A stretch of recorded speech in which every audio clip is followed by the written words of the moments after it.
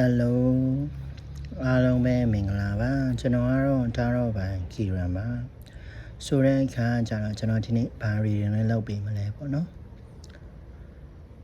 ရှမ်းတိုင်းအဆက်တွေပေါ့နော်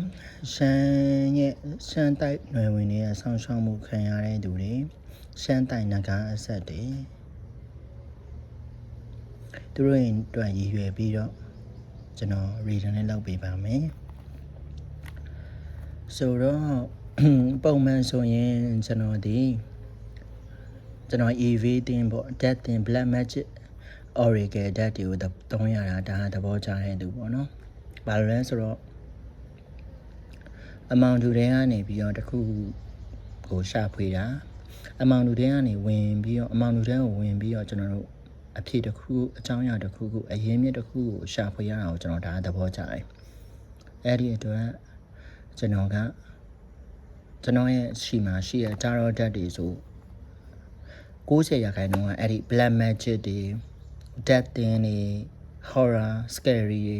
ကြောက်စရာကောင်းတဲ့ပုံတွေနဲ့များတယ်ဆိုတော့အဲ့အရာတွေနဲ့လည်း energy ကကိုက်တယ်ပေါ့နော်တော်တော်လေးကိုက်တယ်ဒါပေမဲ့ဒီတစ်ခေါက်တော့ထူးထူးခြားခြားကျွန်တော်က fantasy ပေါ့နော် fairy နဲ့ပတ်သက်တဲ့ဟာလေး shadowscape tarot ဆိုတဲ့ဟာလေးနဲ့ကျွန်တော်နမိတ်ဖတ်ပေးပါမယ်ဆိုတော့ဒီ reading လေးကိုဒီရှမ်းတိုင်းအဆက်တွေပါမယ်ရှမ်းတိုင်းအနွယ်တွေပေါ့နော်အနွယ်အဆက်အနွယ်တွေပါမယ်ရှမ်းနဂါအနွယ်တွေပါမယ်အဲ့လိုအနွယ်တွေပါတယ်ဆိုတော့ဒီ reading ကသင်တို့အတွက်ပါနော်ဆိုတော့အရင်ဦးဆုံးသင်တို့ရဲ့တိုက်ပိုင်းဆိုင်ရာပုံကိုယ်တွေကဘာပြောချင်တယ်လဲပေါ့နော်ရှမ်းတိုင်းအနွယ်တွေကိုတိုက်ပိုင်းဆိုင်ရာပုံကိုယ်တွေကဘာလေးများပြောချင်တယ်လဲရှမ်းတိုင်းအနွယ်တွေကိုတိုက်ပိုင်းဆိုင်ရာပုံကိုယ်တွေကဘာလေးများပြောချင်တယ်လဲရှမ်းတိုင်းအနွယ်တွေကိုတိုက်ပိုင်းဆိုင်ရာပုံကိုယ်တွေကဘာလေးများပြောချင်တယ်လဲရှမ်းတိုင်းအနွယ်တွေကိုတိုက်ပိုင်းဆိုင်ရာပုံကိုယ်တွေကဘာလေးများပြောချင်တယ်လဲကြည့်ရအောင်နော်ကျွန်တော်နဲ့အတူတူတွားကြည့်ကြရအောင်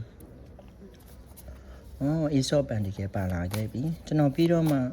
ကလေးတွေကို shuffle လုပ်ပြီးတော့မှကျွန်တော်ဆက်ပြီးတော့အကုန်လုံးတစုတစည်းတဲ့ကျွန်တော်နမိတ်ဖတ်ပြီးမယ်နော်ဆိုတော့ရှမ်းတိုင်းအနွယ်တွေကဘာလေးအများဆက်ပြီးတော့ပြောချင်သေးတယ်ရှမ်းတိုင်းအနွယ်တွေရှမ်းတိုင်းဆိုင်ရာပန်ရာပုံကိုယ်တွေကဘာလေးများပြောချင်နေလဲဆိုင်ရာပန်ရာပုဂ္ဂိုလ်တွေရှမ်းတိုင်းဆိုင်ရာပန်ရာပုဂ္ဂိုလ်တွေကဘာလေးများပြောချင်နေလဲဘာသတင်းစကားပါချင်နေလဲရှမ်းတိုင်းဆိုင်ရာပန်ရာပုဂ္ဂိုလ်တွေကဘာလေးများပြောချင်နေလဲရှမ်းတိုင်းဆိုင်ရာပန်ရာပုဂ္ဂိုလ်တွေကဘာလေးများပြောချင်နေလဲရှမ်းတိုင်းဆိုင်ရာပန်ရာပုဂ္ဂိုလ်တွေကဘာလေးများပြောချင်နေလဲကြည့်အောင် let's oh my god okay တောင်းကနဲ့ကြည့်မယ်လို့ပြောတယ်အောင်ဆုံးကဒီ hermitအောင်ဆုံးကဒီ hermit ချရဲနော်ဒီ hermit ချရဲဆိုတော့အရင်ဆုံးပြောရမယ်ဆိုရင်တချို့တွေရှမ်းတိုက်ကိုပွဲပြဖို့ကြံနေတဲ့သူတွေရှိမယ်နော်ပွဲတွေပါပေးဖို့တိုက်ချုပ်ဘိုးဘိုးကြီးတို့နော်ရှမ်းတိုက်ရဲ့တိုက်ချုပ်ဘိုးဘိုးကြီးတို့တိုက်ချုပ်မဲတော်ကြီးတို့ရှမ်းတိုက်ချုပ်မဲတော်ကြီးတို့ပွဲပြဖို့ကြံနေတဲ့သူတွေပွဲပေးပါနော်ပွဲပြရမှာဒီ9ရက်လာဆန်း9ရက်လည်းရတယ်အင်္ဂလိပ်လို9ရက်လည်းရတယ်အဲ့လိုအချိန်တွေမှာပွဲပြီးဖို့အကောင်ဆုံးအချိန်တွေပါညဘက်တွေမှာသူတို့တွေကိုအဲ့ဒီပွဲပြီးပြီးတော့ညဘက်အချိန်တွေမှာမေတ္တာဖို့အများဝေပြီးတော့သူတို့စီကနေပြီးတော့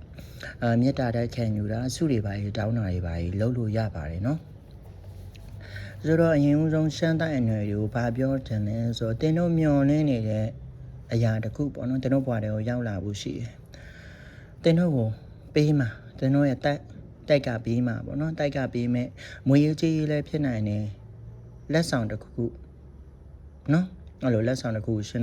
တင်တို့ဘွားတွေကိုရောက်လာဖို့ရှိရယ် Aesop ပန်ဒီကယ်ရလေအဓိကကတော့မွေးရေးကြီးနဲ့ပတ်သက်တယ်မွေးရေးကြီးနဲ့ပတ်သက်ပြီးစုတောင်းထားတာလက်ရှင်အောင်လုပ်ထားတာလက်ရှင်အောင်ကိုကြီးတောင်းထားတာအင်ချင်မြေပါရောင်းထွက်အောင်ကိုကြီးတောင်းထားတာတွေအခုကနေစပြီးတော့6ရက်အတွင်းရောင်းထွက်တာဖို့ရှိရယ်နော်ရောက်ထွက်တာဖို့ရှိရယ်ဆိုတော့တင်းတို့ဆူတောင်းထားတဲ့ဆူတောင်းကိုသူတို့သိတယ်တင်းတို့ဆူတောင်းဖြည့်ပြီးမယ်ဆိုတဲ့ပုံစံမျိုးတွေကိုတွားပြီးတော့တွေးရပါတယ်နော်ပဝါတွေပါတချို့ပဝါတွေပါဆက်ဖို့အတွက်လေပြောထားတဲ့သူတွေရှိရယ်ဆိုပဝါသွားဆက်ဖို့အတွက်အကြံပေးရယ်နော်အစိမ်းရောင်လေးဆက်မယ်လို့တွေးနေတဲ့သူတွေ နော်ပဝါအစိမ်းအောင်လေးဆက်မဲလို့တွေးနေတဲ့သူလေးတွားပြီးတော့ဆက်ဖြစ်အောင်ဆက်လိုက်ပါဘာနဲ့အဓိကထားပြီးတော့ရှမ်းတိုင်းအနွယ်ပိုင်းရာဒီရပိုင်းမှာလေဒီရပိုင်းဒီလာထဲမှာအထူးအားဖြင့်မွေရေးကြီးကတာအားကောင်းမယ်ဆိုတဲ့ပုံစံမျိုးလေးကိုကျွန်တော်ဒီမှာကတ်3ကတ်လုံးမှာကျွန်တော်တွားတွေ့ရတယ်အကုန်လုံးက Pentacle တွေပဲကြာတာဗျာ Ace of Pentacle ရယ် Queen of Pentacle ရယ်ကျွန်တော်တို့ Six of Pentacle ဆို Pentacle 3ခုတောင်ကြာနေတာဆိုတော့မွေရေးကြီးနဲ့ပတ်သက်ပြီးတော့တအားကောင်းနေတဲ့ပုံစံမျိုးကိုတွားတွေ့ရတယ်နော်ပြီးတော့ရှမ်းရဲ့အမတော်ရဲ့အဆက်တွေမဲတော်ရှမ်းတိုက်မဲတော်ရဲ့အဆက်တွေတအားဒီကားမှာတအားလက်တွေပွင့်နေမယ်နော်တအားလက်တွေပွင့်နေမယ်တချို့တွေဆိုရင်အလူအတန်းကြီးပေးနိုင်တာမျိုးအလူအတန်းလုပ်ဖို့အတွက်ဒါနတွေပါလုပ်နိုင်တာမျိုးအဲ့လိုပုံစံမျိုးကိုတွားပြီးတော့တွေးရတယ်အလူတန်းဌာနပေးနိုင်တာမျိုးကိုတွားပြီးတော့တွေးရတယ်အလူတန်းပြုတာဒါနပြုပေးတာအဲ့လိုပုံစံမျိုးကိုတွားတွေးရတယ်အလူတန်းပြုတဲ့အခါမှာလည်းသူတို့ကိုမမေ့မလျော့ပဲနဲ့ဖိတ်ခေါ်ပြီးဖို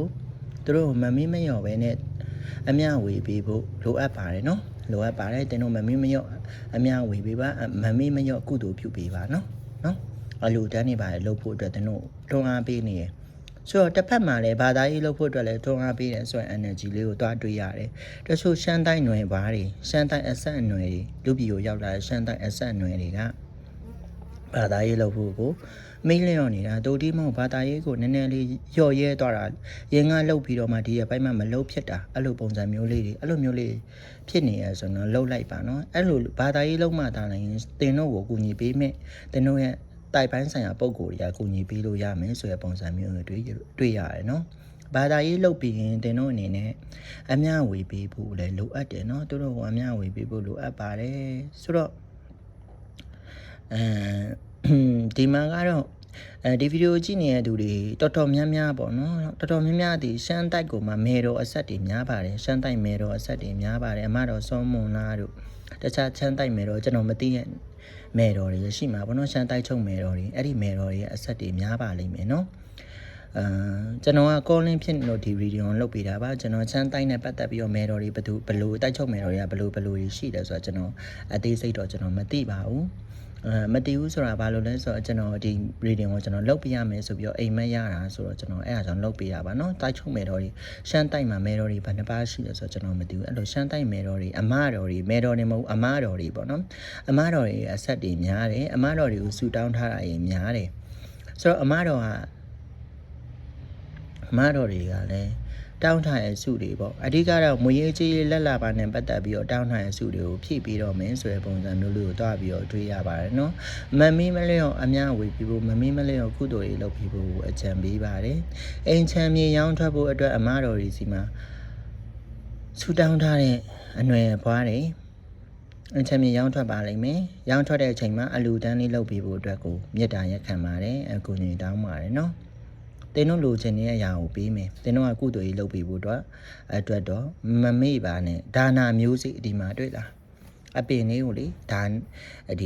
ီမွေရည်တွေလောင်းလိုက်တာဆိုတော့ဒါနာမျိုးစိစိုက်တယ်လို့ကျွန်တော်ကတော့မြင်တယ်ပေါ့နော်ဒီအရာကျွန်တော်တင်တို့တွေကိုဒါနာမျိုးစိစိုက်ဖို့အတွက်ကိုအကြံပေးနေတဲ့ပုံစံမျိုးလေးကိုဒီမှာသွားတွေ့ရတယ်နော်ဆိုတော့ဒါနာမျိုးစိစိုက်ပါအမတော်တွေကိုမြတ်တာဖို့ပါအမတော်တွေနဲ့တိုင်တယ်ပါတခုခုဆိုအမတော်တွေကိုတိုင်တယ်ပါမဲတော်တွေကိုတိုင်တယ်ပါမဲတော်ဆိုတာတိုက်ချုပ်မဲတော်ပေါ့နော်ရှမ်းတိုက်ချုပ်မဲတော်တွေကိုတိုင်တယ်ပါနော်ကူညီပေးမယ်စောင့်ရှောက်ပေးမယ်ဆိုတဲ့ပုံစံမျိုးလေးကိုတစ်ချက်သွားပြီးတော့တွေ့ရတယ်ငွေကြေးနဲ့ပတ်သက်တဲ့ financial နဲ့ပတ်သက်တဲ့ဟာတွေကိုအဓိကသွားတွေ့ရတယ်လို့ဒီဆိုတော့ဘယ်လိုမျိုးလေးပေါ့နော်ငွေကြေးနဲ့ပတ်သက်ပြီးဆူတောင်းထားတဲ့သူတွေများမယ်လို့ထင်တယ်တချို့တွေစိတ်မရှိဘူးနော်ဆူတောင်းပြီးတော့စိတ်မရှိတဲ့သူတွေစိတ်ရှည်ပါနော်စိတ်ရှည်ပါတဲ့တို့တခါတော့ဆူတောင်းပြီးတော့မရဘူးဆိုပြီးတော့စိတ်ကောက်တဲ့သူတွေမလုပ်ပါနဲ့နော်စိတ်ကောက်တဲ့သူတွေမလုပ်ဖို့အတွက်ကျွန်တော်ကတော့အကြံပေးပါတယ်ခင်ဗျာဆိုတော့ bottom of the cut ပေါ့နော် bottom of the cut ကကြာပိုင်းဆိုတော့ဒီ hermit ဆိုတဲ့ကလေးကြာတယ်ဒီ hermit ဆိုတာကဆိုလမ်းဆောင်ရှာတာလမ်းပြတာတတို့အိမ်မက်ပေးတာတွေပါလေကြုံရနိုင်ခြေရှိတယ်တချို့အရန်ကိုဗတိစိတ်တဲ့သူတွေအရန်တရားထိုင်တဲ့သူတွေဖျားတရားလုပ်တဲ့လူတွေတိုက်ဆက်တွေဆိုအိမ်မက်တွေပါရတာမျိုးတောင်ဖြစ်နိုင်တယ်အိမ်မက်တွေပါရတာမျိုးတွေလည်းကြုံရနိုင်ခြေရှိပါတယ်နော်အိမ်မက်တွေပါရတာတွေပါအိမ်မက်မှာအဖိုးကြီးတယောက်ကကိုယ်တနေအောင်ခေါ်သွားတာမျိုးတို့မဟုတ်အဖိုးကြီးတယောက်အမေဦးကြီးတယောက်နဲ့တူလမ်းတစ်ခုကိုမောင်မိုက်နေတဲ့လမ်းကိုသွားတာမျိုးအဲ့လိုပုံစံမျိုးလေးကြုံရဖို့ရှိတာမျိုးဒီမှာသွားပြီးတော့တွေ့ရပါတယ်ကျွန်တော် နော်တင်းတို့လိုချင်နေတဲ့အရာတခုတင်းတို့ကိုပေးမယ်ပေါ့နော်တင်းတို့လိုချင်တဲ့အရာတခုတင်းတို့နဲ့တူအဖြေရှာပြီးတော့ပေးမယ်ဆိုတဲ့ပုံစံမျိုးလေးကိုဒီမှာတွားပြီးတော့တွေ့ရပါတယ်တင်းတို့ကိုလမ်းပြပေးမယ်ဆိုတဲ့ပုံစံမျိုးတွေ့ရတယ်ဒီမှာတွေ့ရတဲ့ energy ကတင်းတို့ကိုဘာသာရေးလုပ်ဖို့နဲ့စိတ်ရှိဖို့လမ်းပြပေးနေရဆိုတဲ့ပုံစံမျိုးလေးကိုကျွန်တော်ဒီမှာတွားပြီးတော့ခံစားနေရပါတယ်ခင်ဗျာဆိုတော့ကျွန်တော်ကဒီမှာဒီ oracle လေးနဲ့ကျွန်တော်ဆက်ပြီးတော့တို့ရဲ့နမိတ်ကိုဆက်ပြီးဖတ်ပြီးမယ်နော်ဒီမှာတော့လက်လာပါတယ်ရှင်မယ်အလူတန်းတွေလောက်ရမယ်အင်ချမ်းမြေတွေရောင်းထွက်မယ်လာစာတိုးမယ်ယာဒူးတိုးမယ်ဆိုတဲ့ energy လေးကတော့တာရော့တက်တွေနဲ့တော့တွေ့ရပြီပေါ့နော်ဆိုတော့ကျွန်တော်ဆက်ပြီးတော့ကြည့်ရအောင်နော်ဆိုတော့ဒီ oracle လေးနဲ့ရှမ်းတိုက်ပိုင်းဆိုင်ရာပုံကိုယ်တွေကတိုက်ຫນွယ်ဘားတွေကိုဗာလေးများပြောချင်နေတယ်ဆောင်းရံလေးဒီ oracle လေးနဲ့ရှမ်းတိုက်ပိုင်းဆိုင်ရာပုံကိုယ်တွေကတိုက်အနွယ်ဘွားတွေကိုဗာလေးများပြောချင်နေတယ်ဒီ oracle လေးနဲ့ရှမ်းတိုက်ပိုင်းဆိုင်ရာပုံကိုယ်တွေကတိုက်အနွယ်ဘွားတွေကိုဗာလေးများပြောချင်နေတယ်နီးစပ်ဆုံး energy လာခဲ့ပြီပါ okay ကျေးဇူးတင်ပါတယ်ဟာမဲ okay ဘော်တော်နဲ့တာရောတကဒီဟာမဲနော်ဒီဟာမဲအရင်ဆုံးကြားခဲ့တဲ့ oracle ကလည်းဟာမဲလို့ပြောတယ်ဆိုတော့တွေ့ဆိုတော့ဆောင်းနာစကားကိုပြန်ဆက်ရမယ်ဆိုရင်တရားထိုင်ဖို့အတွက်တရားထိုင်မှာစိတ်ရောကိုယ်ငြိမ်းချမ်းအောင်လုပ်ပါဗတိတွေစိတ်ပါနော်ဒိဋ္ဌံတွေဝင်ပါကျင့်စဉ်တွေဝင်ပါအဲ့လိုမျိုးလေးကိုအရင်ဆုံးသွားပြီးတော့တွေးရတယ်အဲ့ဒါမှသာလည်းတင်တို့လိုချင်တဲ့ဆန္ဒတွေတင်တို့ဖြစ်ချင်နေတဲ့ကိစ္စရပ်တွေကဖြစ်မယ်ဆိုတဲ့ပုံစံမျိုးကိုဒီမှာသွားပြီးတော့ကျွန်တော်မြင်နေရတယ်တွေ့နေရတာမျိုးကိုဒီမှာသွားတွေ့ရပါတယ်ခင်ဗျာကျွန်တော်ဆက်ကြည့်အောင်နော် oracle လည်း3ကက်ကြည့်ပါမယ်နောက်ထပ်တစ်ကက်နောက်နှစ်ကက်လောက်လိုချင်ပါသေးတယ်နောက်ထပ်နှစ်ကက်လောက်ကျွန်တော်တို့ရချင်ပါသေးတယ်တိုင်ပိုင်းဆိုင်ရာပုံကိုယ်တွေလမ်းညွှန်ပေးပါတိုင်ပိုင်းဆိုင်ရာပုံကိုယ်တွေလမ်းညွှန်ပေးပါတိုင်ပိုင်းဆိုင်ရာပုံကိုယ်တွေလမ်းညွှန်ပေးပါ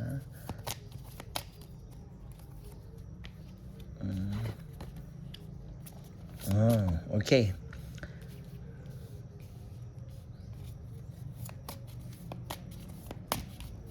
တင်တို့ကာကွယ်ပေးနေရနော်တင်တို့ကာကွယ်ပေးနေတိုင်ပိုင်းဆိုင်ရာကအမတော်တွေ sorry အမတော်တွေ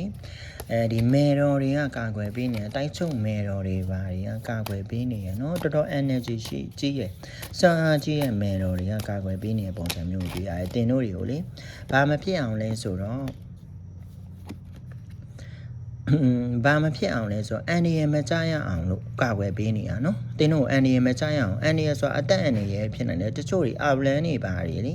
မတဲတဲ့သူတွေကိုနဲ့အစင်မပြေတဲ့သူတွေကအောက်လန်းနေပါတယ်အဲ့လိုမျိုး black magic တွေအဲ့လိုမျိုးတွေနဲ့လှုပ်ထားမှလှုပ်တဲ့သူတွေကိုကာကွယ်ပေးနေတယ်တင်းတို့အလုတ်ခံထားရတယ်နော်ဒီမှာခံစားရတာကဒီမှာ energy ခံစားရတာလေတင်းတို့လောက်ခံထားရတာကိုတင်းတို့ရဲ့မဲတော်တွေတိုက်ပိုင်းဆိုင်ရာပုံကိုယ်တွေကဖြည့်ရှင်းပေးနေရဆိုတဲ့ပုံစံမျိုးလေးတွေ့ရအဓိကအဖြစ်မဲတော်အရန်အားကြီးရဲ့မဲတော်တပားဖြည့်ရှင်းပေးနေတယ်သူတို့တိုက်အဆက်အနွယ်တွေကိုနော်တိုက်အဆက်အနွယ်တွေကိုဖြည့်ရှင်းပေးနေတဲ့ပုံစံမျိုးကိုတွေ့ရတယ်တင်းတို့ကိုအန်ဒီရမကြားရအောင်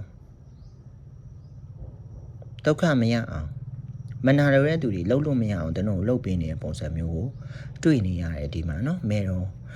တိုက်ပန်းဆိုင်ရာတိုက်ထုတ်မယ်တော့တပါးပါသို့မဟုတ်ရှမ်းတိုက်အနွယ်ရဲ့မယ်တော့အမတော်ကြီးတပါးပါတင်းတို့ကာကွယ်ပေးနေတင်းတို့ရဲ့ဆက်ရမယ်တော့နော်တယောက်ထဲတော့မဟုတ်ဘူး